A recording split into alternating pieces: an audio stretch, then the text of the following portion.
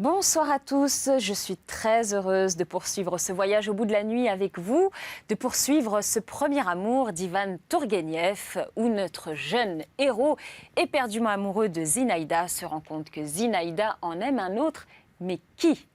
Alors, on va le découvrir. Vous allez voir, c'est terrible.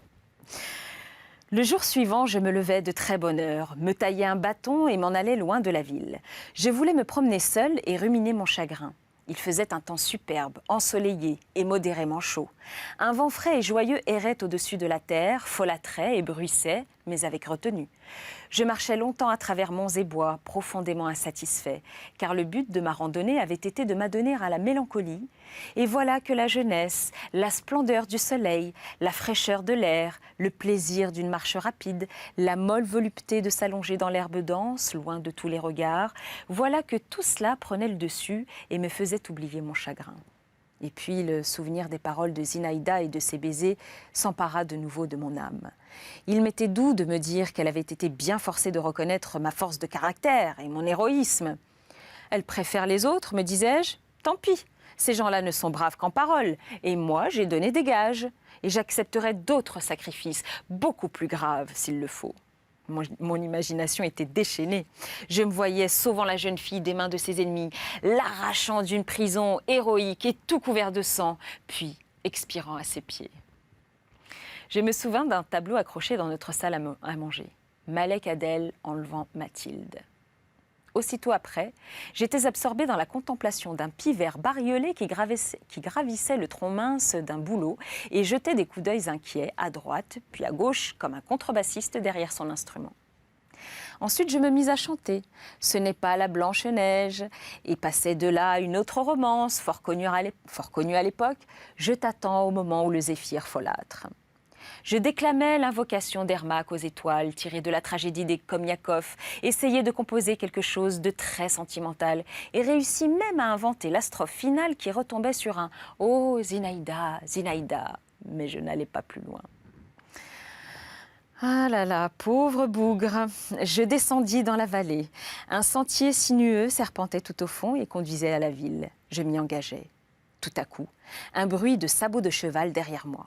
Je me retournai, m'arrêtais machinalement et ôtais ma casquette. C'était mon père et Zinaïda. Ils trottaient côte à côte. Mon père était penché vers elle et lui disait quelque chose en souriant, la main posée sur l'encolure de son cheval. La jeune fille l'écoutait sans répondre et baissait les yeux, en serrant les lèvres. Je n'aperçus que, tout d'abord, quelques instants après, Belovzorov émergea d'un tournant en veste rouge de hussard. Son beau cheval noir était couvert d'écume, secouait la tête, reniflait, caracolait. Le cavalier se cramponnait à la bride, freinait, donnait des coups d'éperon. Je me cachais. Mon père reprit sa bride, s'écarta de Zinaïda, et ils repartirent tous les deux au galop. Belovzorov leur emboîtait le pas en faisant sonner son sabre. « Il est rouge comme une écrevisse, me dis-je, mais elle, pourquoi est-elle si pâle? Est-ce d'avoir fait du cheval toute la matinée ?» Je pressais le pas et arrivai à la maison juste avant le repas. Mon père s'était déjà changé et avait fait sa toilette. Assis dans un fauteuil, tout contre celui de maman, il lui lisait d'une voix égale et sonore le feuilleton du journal des débats. Ma mère l'écoutait d'une oreille distraite. En me voyant, elle me demanda où j'avais disparu et ajouta qu'il lui déplaisait fort de me voir vagabonder Dieu sait où et avec Dieu sait qui. « Mais je me suis promenée tout seul, allais-je répondre, quand je croisai le regard de mon père et me tus. Je ne sais pourquoi. Pendant 5 ou 6 jours, je ne vis plus Zinaïda. Elle se disait souffrante, ce qui n'empêchait nullement les habitués de venir lui rendre visite, de monter la garde, comme ils disent. Ils venaient tous, à l'exception de Maïdanov, qui sombrait dans la mélancolie dès qu'il n'avait plus de raison de s'enthousiasmer. Belovzorov se tenait, morne, dans un coin, raide dans son uniforme, boutonné jusqu'au menton et cramoisi. Un mauvais sourire errait sur le fin visage du comte Malevski. Il était tombé en disgrâce et s'efforçait de se rendre utile à la vieille princesse avec un empressement servile. N'était-il pas allé jusqu'à l'accompagner dans son fiacre chez le général-gouverneur? Il est vrai que la visite avait été infructueuse et qu'il en était résulté même des désagréments pour le comte. On lui avait rappelé une histoire qu'il avait eue autrefois avec un officier du génie. Il lui avait fallu s'expliquer et admettre qu'il avait fait preuve d'inexpérience. Louchine avait coutume de venir 2 fois par jour, mais il ne restait pas longtemps.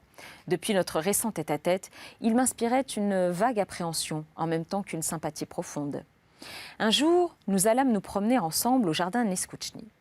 Il se montra très aimable avec moi et m'énuméra les noms et les propriétés de toutes les plantes. Tout à coup, il se frappa le front et s'exclama, sans que rien lui fait prévoir au cours de nos précédentes conversations: « Imbécile que j'étais de la croire coquette. Il faut croire qu'il existe des femmes qui trouvent de la douceur dans le sacrifice. »« Que voulez-vous dire ?» lui demandai-je. « Rien, du moins qui puisse vous intéresser, » répondit-il brusquement. Zinaïda m'évitait. Ma seule vue lui était désagréable, je ne pouvais pas ne pas m'en rendre compte. Elle se détournait machinalement et précisément parce que le geste était machinal, j'en concevais un désespoir amer. Je m'efforçais de ne plus me montrer et la guettais de loin, mais je n'y réussissais pas toujours. Il lui arrivait quelque chose d'étrange et d'inexplicable. Elle n'était plus la même, jusque dans l'expression de ses traits. J'en fus particulièrement frappée par une soirée douce et chaude. J'étais assis sur une banquette sous un saule, un endroit que j'aimais beaucoup car de là je découvrais sa fenêtre. Au-dessus de moi, dans le feuillage, un petit oiseau véloce sautillait de branche en branche. Un chat gris se faufilait dans le jardin, en s'aplatissant sur le sol. Des hannetons bourdonnaient sourdement dans l'air, sombres, mais encore transparents. Les yeux fixés sur la croisée, j'épiais. Elle s'ouvrit enfin et Zinaïda apparut. Elle avait mis une robe blanche, aussi blanche que son visage, ses bras et ses épaules. La jeune fille resta longtemps immobile, les sourcils froncés. Puis elle serra ses mains avec force, les porta à ses lèvres, à son front, écarta les doigts, ramena ses cheveux derrière les oreilles, secoua énergiquement la tête et referma brusquement la fenêtre. 3 jours plus tard, je la rencontrai au jardin. « Donnez-moi le bras, me dit-elle tendrement, comme autrefois. Il y a si longtemps que nous n'avons bavardé tous les deux. » Je la regardais. Une douce lumière brillait au fond de ses prunelles et elle me souriait, comme à travers un léger nuage. « Êtes-vous encore souffrante ?» lui demandai-je. « Non, maintenant c'est passé, » répondit-elle en cueillant une petite rose rouge. « Je suis encore un peu lasse, mais cela passera aussi. »« Et vous serez-vous de nouveau comme avant ?» Elle leva la fleur au niveau de ses joues et le rouge des pétales sembla s'y refléter. « Ai-je donc changé ?»« Oui, vous avez changé, » répliquai-je à mi-voix. « J'ai été froide avec vous, je le sais, mais il ne faut pas faire attention à cela. Je ne pouvais pas être autre. N'en parlons plus, voulez-vous ? » « Vous ne voulez pas que je vous aime ?» m'exclamai-je dans un élan involontaire. « Mais si, continuez de m'aimer, seulement pas de la même manière. »« Mais comment ? Soyons amis, tout simplement. » Je crois que ça, c'est la pire phrase quand vous êtes amoureux de quelqu'un. Restons amis. Donc, soyons amis, tout simplement. Elle me fit sentir le parfum de la rose. Écoutez, je suis beaucoup plus âgée que vous, j'aurais pu être votre tante, mais oui, ou tout au moins votre sœur aînée, et vous... Je l'interrompis. Je ne suis qu'un enfant. C'est cela, vous êtes un enfant que j'aime, bon, gentil, intelligent. Tenez, dès aujourd'hui, je vous élève à la dignité de page. Vous allez être mon page, et n'oubliez pas qu'en cette qualité, vous ne devez jamais quitter votre dame. Et voici votre insigne, ajouta-t-elle en passant la rose à ma boutonnière.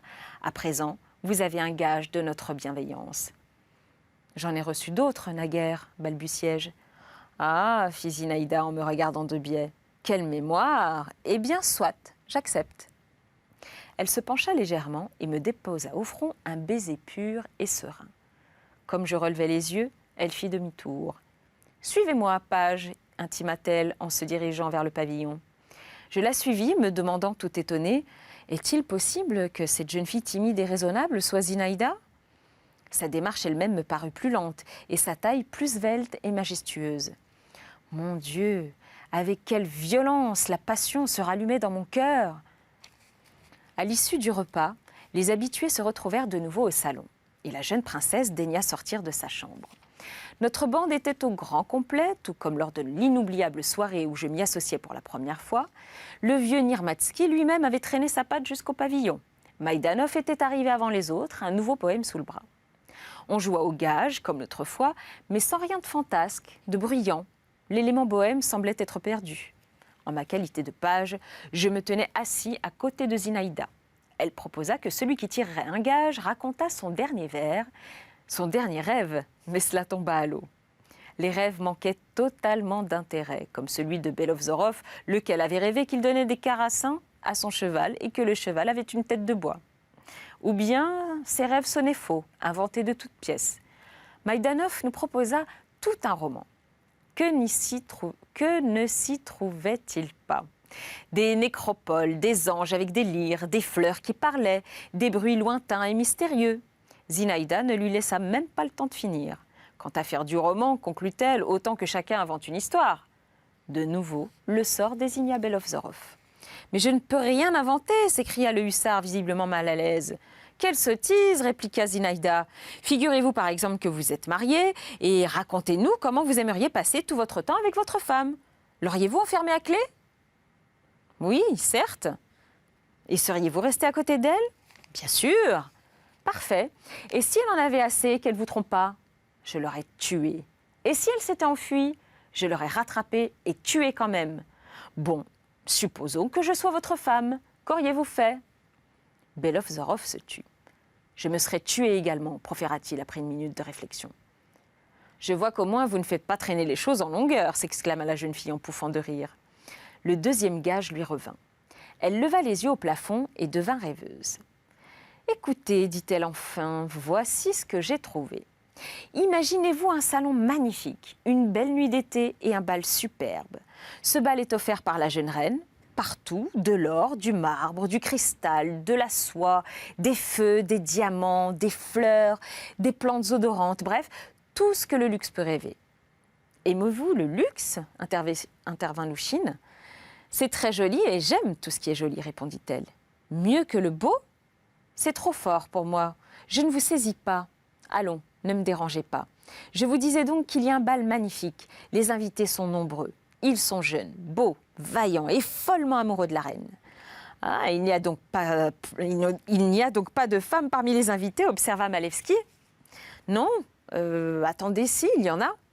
Et elles sont toutes belles, charmantes. Pourtant, les hommes sont amoureux de la reine. Elle est grande, svelte et porte un petit diadème doré sur ses cheveux noirs. Je regardais Zinaïda et elle me parut tellement plus grande que nous tous. Il rayonnait une telle intelligence et tant de pénétration de son front d'albâtre et de ses sourcils immobiles que malgré moi, je me dis « Cette reine, c'est toi ». Tous les hommes se pressent en foule autour d'elle, poursuivit la jeune fille, et lui tiennent les propos les plus flatteurs. Aime-t-elle la flatterie s'informa Louchine. Vous êtes insupportable, vous ne voulez donc pas me laisser parler? Bien sûr qu'elle l'aime, qui donc ne l'aime pas? Une dernière question, fit Malevskine. La reine a-t-elle un mari? Évidemment. Pourquoi faire? Répéta le comte. Silence, réclama Maïdanov, qui parlait d'ailleurs très mal le français.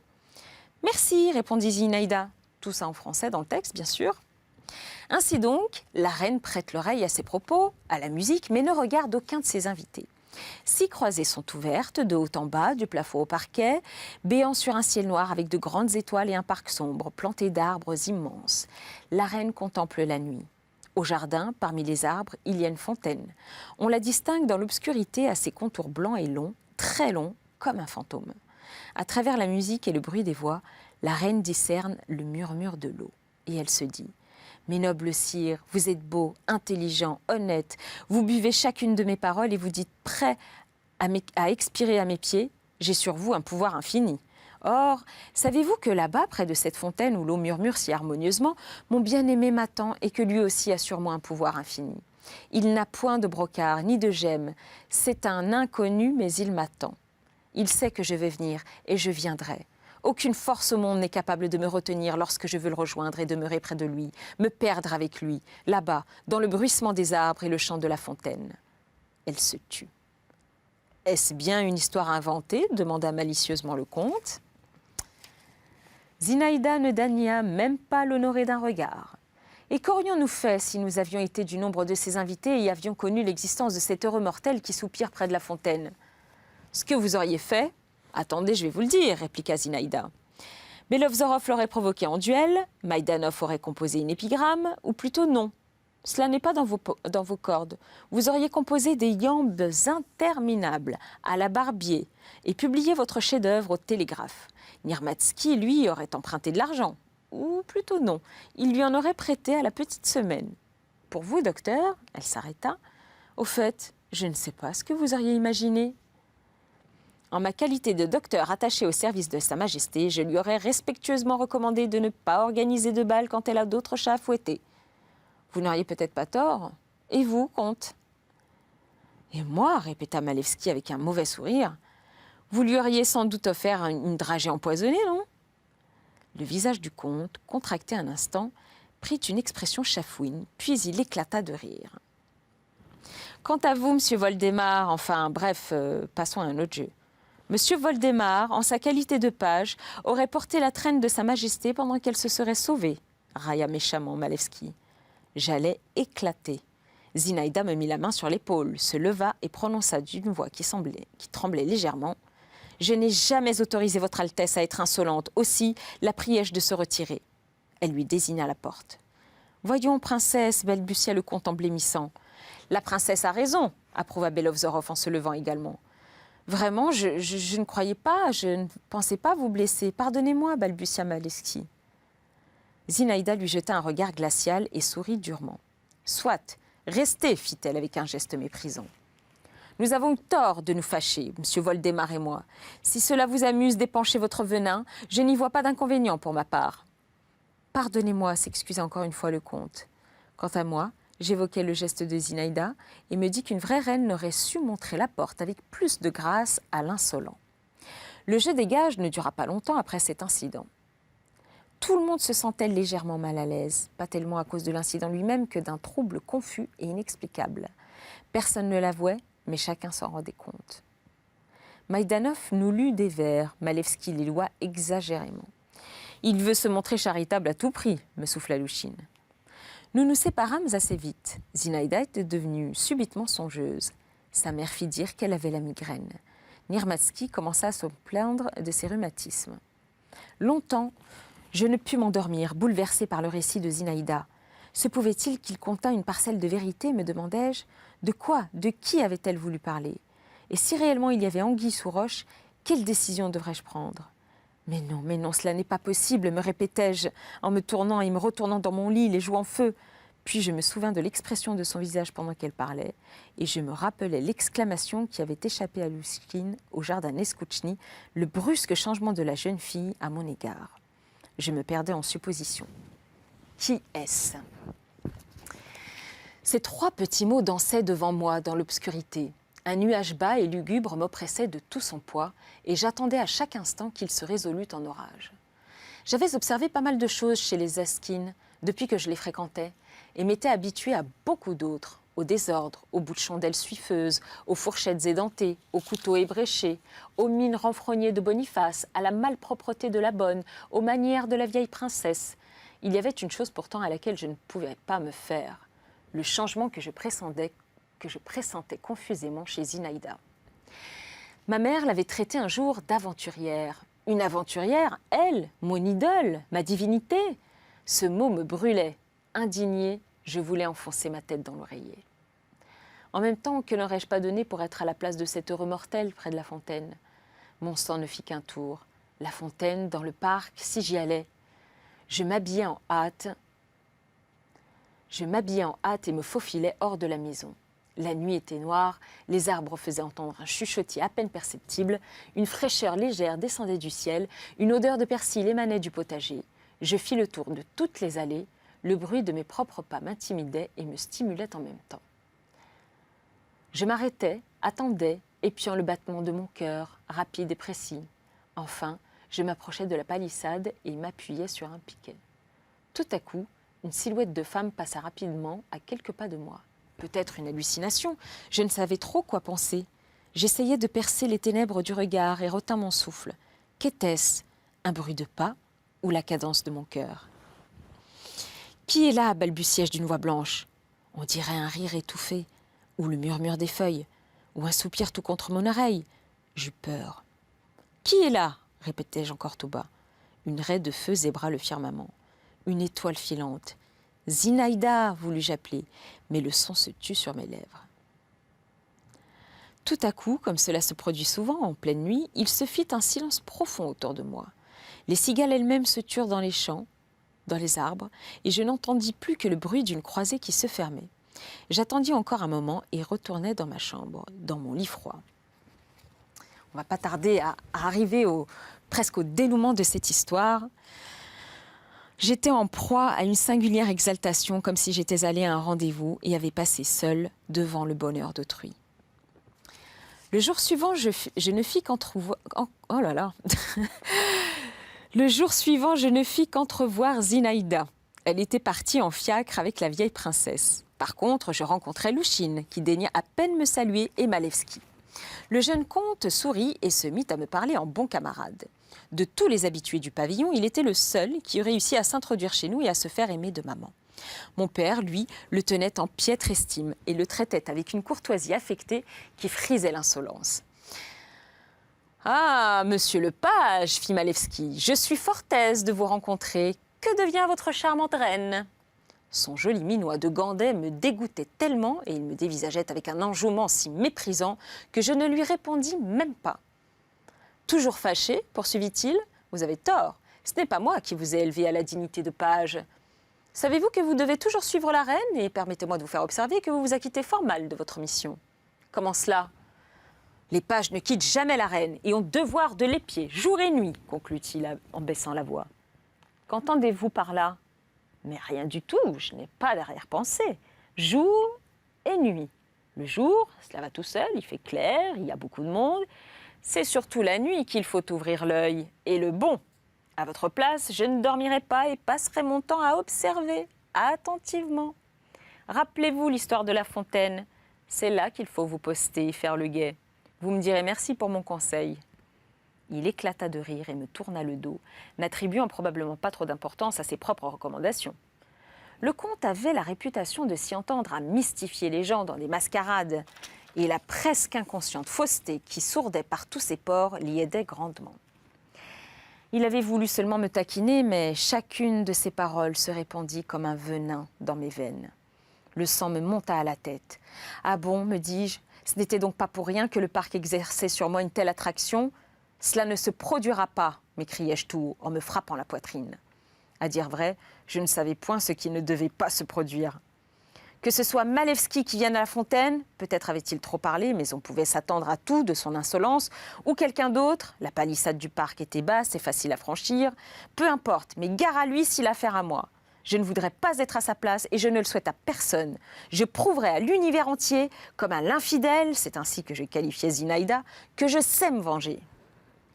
Je remontai dans ma chambre, ouvris le tiroir de ma table, pris un couteau anglais que je venais d'acheter, vérifiai le fil de la lame, fronçai les sourcils et cachai l'arme dans ma poche d'un geste froid et résolu.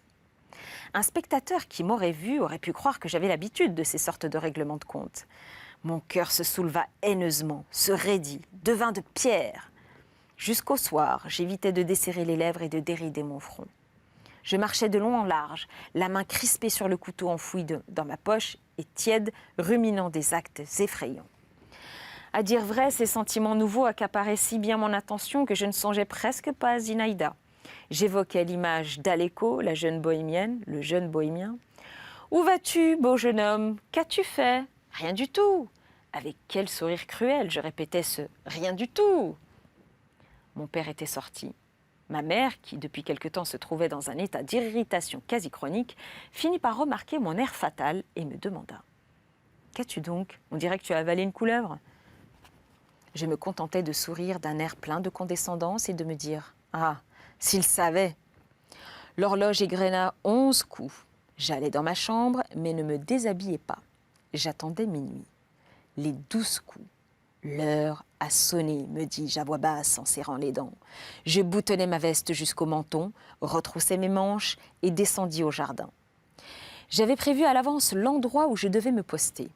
Un sapin solitaire se dressait au fond du parc, là où la palissade qui séparait notre domaine de celui des Askines aboutissait à un mur mitoyen.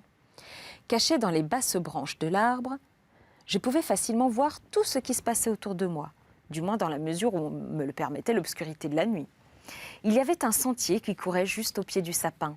Ce chemin mystérieux s'étirait comme un serpent et passait sous la palissade, à un endroit où un intrus l'avait manifestement enjambé, à plusieurs reprises, à en juger par les traces. Plus loin, il allait se perdre dans un kiosque entièrement recouvert d'acacias.